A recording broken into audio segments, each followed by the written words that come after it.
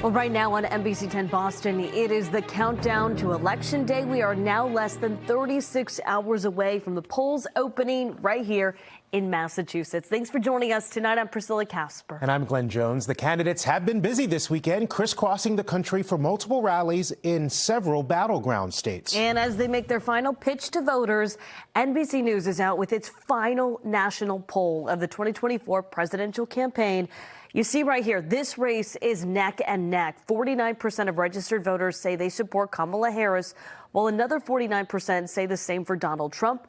Just 2% of voters say they are undecided. As close as it gets, we have team coverage tonight from New England to our nation's capital. Let's begin with NBC 10's Kirsten Glavin in Derry, New Hampshire, where Trump's running mate made a campaign stop today. Senator J.D. Vance. Just 2 days before the presidential election, Senator J.D. Vance taking the stage at the New England Sports Center, making his final pitch to Granite State voters. Since Kamala Harris and her economy, she likes to see a lot of Americans lose their jobs. I think the only American that needs to lose her job is Kamala Harris, and that's exactly what's going to happen. Vance speaking for just shy of 30 minutes, not about his party's policies, but instead laying into Vice President Kamala Harris, coming down hard on the economy and illegal immigration. New Hampshire schools overcrowded with children who don't even speak English, which deprives our kids. That issue resonating with some voters in the crowd. I think education, with the schools getting overrun with immigrants coming in, is a big issue, too. Vance also discussing the opioid crisis and how it's affected his family. The fentanyl issue, particularly in New Hampshire, is terrible, and he could speak, from experience in terms of how that affects families, and I think it's just a real powerful message. Still, voters' concerns wide-ranging. Our healthcare system drowning is really my biggest concern. Earlier Sunday, New Hampshire Democrats holding a press conference of their own, denouncing Vance and former President Donald Trump. It's time to turn the page once and for all on Trump, on J.D. Vance,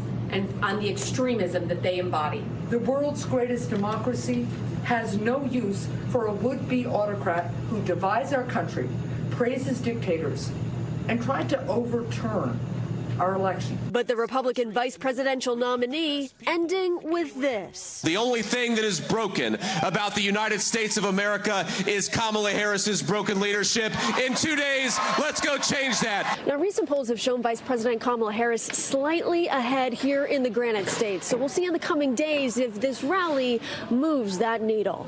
Reporting here in Derry, New Hampshire, I'm Kirsten Glavin, NBC 10 Boston. Tonight, our nation's capital looks like it's preparing for a hurricane, not a presidential election. Businesses are boarded up, and extra security is starting to patrol the city in anticipation of Election Day violence. NBC 10's Jericho Tran continues our team coverage from Washington, D.C. Well, Glenn, we're about a block away from the White House here on 17th Street, and I want to show you the reality for a lot of the businesses here very close to the White House boarded up. This is a McDonald's. You can see they are boarded up completely to the point where they've had to write a handwritten note that they are open. And it's not just this McDonald's here. It is the businesses up and down the street. Once again, we're on 17th Street. Take a look. You can see these businesses here are all boarded up. We were along Pennsylvania Avenue. There was a post office there that was boarded up. There's also a coffee shop that was boarded up. And you really have to think the January 6th insurrection is fresh on the minds of not just the business owners here, but the people who live here as well. I spoke to locals today who tell me they remember it like it was yesterday. And you can really see just how well people here remember that insurrection with how well they have prepared today. The Metropolitan Police Department says that tomorrow they'll be fully activating their police force, working 12-hour shifts in front of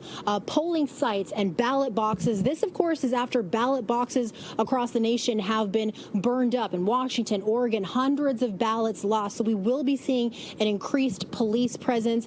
We'll see that preparation. We've already seen the preparation. This is a reality for a lot of the businesses here, once again, along our nation's capital. But what I would like to say, though, is that the Metropolitan Police Department says that right now there are no credible threats. But once again, a lot of preparation going into this election. In Washington, D.C., Jericho Tran, NBC 10 Boston. Stay with NBC 10 Boston for complete Election Day coverage. Before you cast your ballot, check out our voter guide by scanning the QR code you see on your screen. Then watch our live election night coverage starting at 4 p.m. right here on NBC 10 Boston.